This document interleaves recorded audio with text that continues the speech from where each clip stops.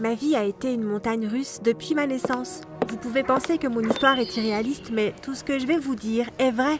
Quand j'avais environ 5 mois, un vieil homme, Monsieur Olivan, m'a trouvé sous son porche alors qu'il sortait pour nourrir son chat. J'étais dans une boîte en carton enveloppée dans une couverture. Avant que je ne vous dise ce qui va se passer après, veuillez aimer la vidéo et vous abonner à la chaîne. N'oubliez pas d'appuyer sur la cloche de notification si vous ne voulez pas manquer une autre histoire. Vous êtes les meilleurs. Vous pensez peut-être qu'il a appelé la police immédiatement et qu'il a essayé de se débarrasser de moi le plus vite possible, mais il n'a pas fait ça. Il a décidé d'essayer de s'occuper de moi lui-même et chaque fois que quelqu'un le lui demandait, il lui disait que j'étais sa petite fille. Il m'a appelée Julia comme sa femme qu'il avait perdue depuis longtemps. En grandissant, il m'a raconté beaucoup d'histoires intéressantes sur sa ville natale en Irlande. Je me suis couchée en rêvant de lutins, de fées et de toutes les créatures mythiques dont j'étais convaincue qu'elles vivaient là. Je l'ai appelé grand-père toute ma vie, jusqu'à l'âge de 10 ans environ. Il a décidé de me dire la vérité sur mes origines. Donc, tu ne sais pas qui sont mes parents? Non, et ils ne sont jamais venus te chercher non plus. J'ai toujours pensé qu'ils viendraient ici un jour, mais ça n'est jamais arrivé. Je suppose qu'ils avaient des difficultés et qu'ils ne pouvaient pas s'occuper de toi. Mais ne t'inquiète pas, je veillerai toujours à ce que tu sois heureuse et qu'on prenne bien soin de toi. J'étais reconnaissante pour lui, mais quand même triste. Puis j'ai vécu la chose la plus déprimante et la plus déchirante qui me soit jamais arrivée. Lorsque j'avais 15 ans et que Monsieur O'Sullivan en avait 90, il est mort paisiblement dans son sommeil. J'étais toute seule et je ne savais pas quoi faire. J'étais terrifiée à l'idée d'aller dans une sorte d'orphelinat ou dans une famille d'accueil avec des gens que je ne connaissais pas. J'ai appelé la police et ils sont arrivés chez moi avec une ambulance. Mon cher Monsieur O'Sullivan a été emmené et j'ai été interrogée. J'ai décidé que je devais leur dire la vérité et pendant que je le faisais, quelques voisins passaient et ont décidé d'écouter aussi. « Donc tu n'es pas sa vraie petite fille? Il t'a trouvée sous un porche ?» a dit l'un d'eux. Tout le monde avait l'air étonné. Oui, avant que je puisse cligner des yeux, il y avait des caméras partout et j'étais entourée de journalistes. On m'a demandé de raconter l'histoire de toute ma vie et honnêtement, j'étais tellement dépassée que j'ai fait tout comme ils me l'ont demandé. « Tu peux rester avec nous ce soir, chérie », a dit un de mes gentils voisins après que tout le monde soit parti. Elle s'appelait Marina et vivait seule. J'ai dormi pendant très longtemps parce que c'est ce que je faisais habituellement quand j'étais triste. Je me suis réveillée avec Marina qui me secouait. « Julia, il y a des gens dehors qui veulent te rencontrer. Viens vite !» Je me suis levée, habillée, brossé les dents et suis allée voir de quoi elle parlait. En entrant dans le salon, j'ai été surprise de voir un couple très bien habillé assis sur le canapé. « Voici Melinda et Patrick. Laisse-moi te parler dans la cuisine pendant une seconde. » Elle m'a traînée dans la cuisine et a chuchoté. « Julia, ce sont deux des personnes les plus riches du pays. Ce ne sont pas des millionnaires, ce sont des milliardaires. Et ils sont intéressés pour t'adopter. Je sais que la vie a été très triste ces derniers temps, mais cela pourrait être le changement dont tu as besoin dans ta vie. Peut-être que ça va s'arranger. Sois juste gentil avec eux là-bas. » Je suis retournée dans le salon et je me suis assise. « Bonjour Julia, c'est un plaisir de te rencontrer. Nous avons entendu parler de ton histoire aux infos et nous l'avons trouvée très touchante. Nous sommes venus ici aujourd'hui pour exprimer notre intérêt à t'adopter, enfin, c'est si tu le souhaites. » Eh bien, je suppose que je n'ai nulle part où aller de toute façon. Merci. « Super, nous ferons signer les papiers cet après-midi. Seras-tu prête à partir demain matin ?» a dit Patrick. « Oui, je le serai. Merci encore. » J'ai passé le reste de la journée dans la maison de Monsieur O'Sullivan à mettre dans des valises quelques-unes de mes affaires préférées. Il m'avait laissé la maison, mais je ne pourrais pas en hériter complètement avant mes 18 ans. J'ai demandé à Marina de garder un œil dessus. Le jour suivant, j'étais prête à partir. Ils ne sont pas venus me chercher. À la place, ils ont envoyé un de leurs chauffeurs. Il conduisait une voiture qui avait l'air très chère, mais je ne connais pas la marque car je ne connais rien aux voitures. Nous avons conduit pendant environ 2 heures et quand nous sommes arrivés à la maison, je me suis sentie comme si j'étais dans une sorte de rêve étrange. C'est un palais? Eh bien oui, c'est assez énorme. Je vais emmener tes affaires à l'intérieur. J'avais l'impression qu'il faudrait une journée entière pour faire le tour du bâtiment. Quand j'ai franchi la porte, c'était trop pour moi. Tout avait l'air super cher. J'avais l'impression d'être trop insignifiante pour être là. Et ce qui s'est passé ensuite a renforcé cette impression. Melinda est entrée et n'a même pas dit bonjour. Elle était complètement différente de la personne que j'avais rencontrée la veille. « Viens avec moi, je vais te faire visiter la maison. » a-t-elle dit sans même sourire. Je n'aurais jamais imaginé que ma nouvelle maman serait si peu enthousiaste à propos de mon arrivée. Il y avait au moins 40 chambres et chacune était décorée différemment de la précédente. Les salles de bain étaient extrêmement spacieuses et sentaient toutes merveilleusement bon. En plus des chambres, il y avait toutes sortes d'autres pièces qui étaient utilisées à des fins différentes. Une salle de jeux vidéo, un cinéma, un bar, une bibliothèque massive et plusieurs salles de jeux. Pourquoi avez-vous tant de salles de jeux ? Oh, elles sont pour nos 2 enfants, Carly et Jake. Tu les rencontreras plus tard. Je ne savais même pas qu'ils avaient des enfants. Maintenant, je vais te montrer ta chambre. J'étais heureuse parce que mes jambes me faisaient mal à force de marcher. J'ai commencé à ressentir un peu d'excitation en imaginant à quoi ressemblerait ma chambre luxueuse dans cette immense maison.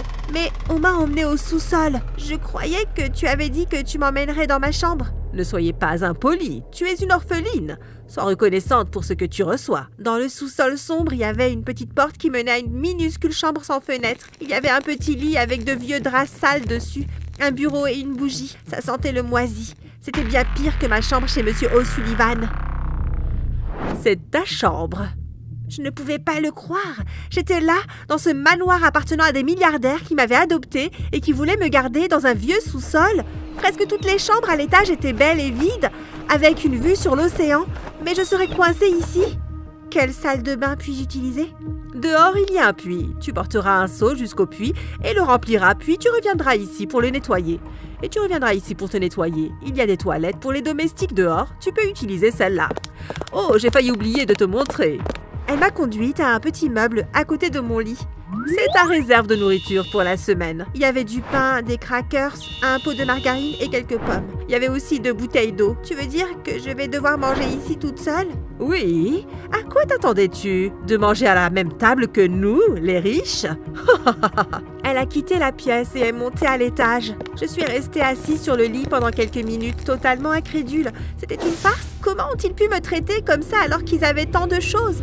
Les jours suivants ont probablement été les pires de ma vie. Monsieur O'Sullivan me manquait vraiment et la façon dont j'étais traitée n'a rien arrangé à la situation. J'avais vraiment faim et je détestais la vie dans ce sous-sol. Tout le monde dans la maison m'ignorait, même les domestiques. Parfois, Patrick semblait avoir de la peine pour moi. Carly et Jake me regardaient comme si j'étais la chose la plus dégoûtante qu'ils aient jamais vue. Pour aggraver les choses, j'étais inscrite dans la pire école du quartier. Je devais marcher pendant 30 minutes jusqu'à la route principale, puis prendre le bus scolaire. Bien que mes nouveaux parents aient au moins 10 voitures et des conducteurs différents pour chacune d'elles, Carly et Jake allaient dans une école privée coûteuse. Pendant la première semaine d'école, je n'ai pas pu obtenir d'eau propre à partir du puits et je n'ai donc pas pu me laver correctement. Les gens à l'école ont commencé à se moquer de moi en disant que je sentais mauvais et que j'étais pauvre. Pauvre parce que je n'avais que les 5 mêmes tenues et que je les portais chaque semaine. Je m'asseyais généralement à l'arrière et ne parlais à personne. Quand je rentrais à la maison, j'allais directement dans ma chambre au sous-sol, jusqu'au jour où j'ai remarqué que mes parents adoptifs ne rentraient que beaucoup plus tard. Alors parfois, je me promenais dans la maison pour admirer les pièces ou j'allais dehors pour explorer l'immense jardin. Un après-midi, alors que je me promenais au fond du jardin, j'ai entendu un bruit étrange. Psst! J'ai regardé autour de moi et j'ai vu un drôle de garçon d'à peu près mon âge. Tu es la fille qui a été trouvée sur le pas de la porte de cet homme, n'est-ce pas? Je l'ai regardé d'un air renfrogné. Non, non, je n'essaye pas d'être impolie. Je pense que ton histoire est très intéressante. Je suis vraiment désolée de tout ce qui t'est arrivé. C'est génial que tu aies été adoptée et que tu puisses vivre ici. Je m'appelle Todd, au fait. Je vis là-bas, a-t-il dit en désignant la maison voisine. C'était aussi un énorme manoir. On pourrait croire que ma vie est parfaite ici, mais ce n'est pas le cas. Je ne sais pas pourquoi j'ai senti que je pouvais lui faire confiance, mais je l'ai fait. Je lui ai tout dit et on aurait dit qu'il allait pleurer. J'ai toujours su que ces deux-là étaient horribles, mais je n'avais jamais imaginé qu'ils pouvaient faire quelque chose comme ça. Pourquoi ne viendrais-tu pas chez moi pour dîner? Et juste comme ça, Todd est devenu mon meilleur ami. Après l'école, j'allais chez lui et je restais pour le dîner. Ses parents ont été très gentils avec moi. Personne dans notre maison n'a remarqué que j'étais partie de toute façon. Le week-end, je restais à la maison et quand j'étais sûre qu'il n'y avait personne, je repartais en exploration. Un samedi, Melinda et Patrick avaient emmené leur enfant dans un parc aquatique et j'étais seule à la maison. Après avoir dévalisé leur frigo et ramené quelques goûters dans mon sous-sol, j'ai décidé de me promener un peu. J'étais au 4e étage et j'ai remarqué qu'une des chambres avait été laissée légèrement ouverte. Je l'ai poussée et j'ai regardé à l'intérieur. Carly était assise par terre et jouait avec une maison de poupées. Elle semblait être dans sa chambre. Elle ressemblait exactement à ce que j'aurais imaginé pour une chambre de princesse, remplie de paillettes, de lumière, de poupées, plein d'autres choses sympas. Qu'est-ce que tu fais dans ma chambre? Je pensais que tu n'étais pas à la maison. Je suis restée à la maison parce que je ne me sentais pas bien. Tu es censée être en bas. Tu n'es jamais censée être ici. Tu n'es pas l'une des nôtres. J'ai monté les yeux au ciel et je suis partie. Je n'allais pas me disputer avec un enfant stupide. Je suis retournée au sous-sol et plus tard ce jour-là, Melinda a fait irruption à ma porte. Que faisais-tu à marcher autour de notre maison? As-tu perdu la tête? Tu as fait peur à ma fille et tu as fait sentir sa chambre terriblement mauvais. Je suis censée rester ici toute la journée. Oui, nous ne voulons pas que tu interfères dans nos affaires. Au fait, tu sens vraiment mauvais. Le puits est vide, ai-je soupiré. Tu es puni. Tu n'es même pas autorisé à aller à l'école pendant au moins une semaine et je ne te donnerai pas de nourriture. Elle a claqué ma porte. Je me suis recroquevillée dans mon lit. En me sentant extrêmement déprimée, j'ai pleuré pendant quelques heures. Puis j'ai entendu un bruit dans ma chambre. J'ai ouvert les yeux et allumé la bougie. Il y avait un rat qui se promenait près de l'armoire à nourriture. J'ai failli crier, mais à la place, je me suis levée. J'ai couru à l'étage et j'ai pris directement à la porte. Je peux tolérer beaucoup de choses, mais pas les rats. J'ai couru jusqu'à la maison de Todd et j'ai frappé à la porte. Quand personne n'a ouvert, j'ai jeté des pierres sur sa fenêtre jusqu'à ce qu'il se réveille et me voie. « Qu'est-ce qui ne va pas ?» a-t-il dit en ouvrant la porte. Je lui ai tout dit. Je ne peux plus rester là-bas. Je dois m'enfuir. Je m'enfuirai avec toi. Ça a l'air excitant. Il a préparé un sac avec tout ce dont il pensait avoir besoin et nous avons marché jusqu'à ce que nous trouvions un bus. Je ne comprends pas pourquoi tu fais ça. Ta vie est déjà parfaite. Tu aurais pu me laisser partir toute seule. Eh bien, en fait, je t'ai piégée. Nous allons rester à l'hôtel pendant une journée et ensuite nous irons voir les médias avec ton histoire. Je pense que tout le monde mérite de savoir ce qui t'est arrivé. Le lendemain, nous avons passé une journée merveilleuse. Dans l'après-midi, Todd a appelé plusieurs journalistes qui sont venus directement à l'hôtel pour m'interviewer. Je leur ai dit tout ce que ces affreux milliardaires m'ont fait subir. Ils étaient enragés et quand mon histoire a été diffusée, tout le monde l'a été aussi.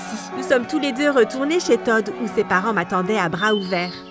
Tu peux rester avec nous jusqu'à ce que tout soit réglé. Tu peux rester avec nous jusqu'à ce que tout soit réglé. La police est venue arrêter ces deux personnes épouvantables aujourd'hui. Et maintenant, leurs enfants sont en famille d'accueil. C'est fou comme les choses ont changé. De toute façon, tu es en sécurité ici. Sa mère m'a pris dans ses bras. Mais Linda et Patrick sont toujours en prison aujourd'hui pour abus sur enfants. Et je n'ai aucune idée de l'endroit où se trouvent leurs propres enfants. Des années plus tard, j'ai découvert pourquoi ils m'avaient adoptée. Avant ma naissance, Patrick a eu une liaison avec sa secrétaire et a eu une fille qui me ressemblait. Mais Linda ne lui permettait pas de faire partie de sa vie. Et on ne lui envoyait des photos que de temps en temps. Quand il m'a vu aux informations, je lui ai tellement fait penser à elle qu'il a supplié Melinda et elle à accepter qu'il m'adopte. Mais je lui rappelais quand même la fidélité de son mari. C'est pourquoi elle me traitait si mal. Patrick n'était pas assez fort pour lui dire d'arrêter, parce qu'il se sentait toujours beaucoup coupable. Rien de tout cela n'avait de sens pour moi, mais la vie est comme ça parfois.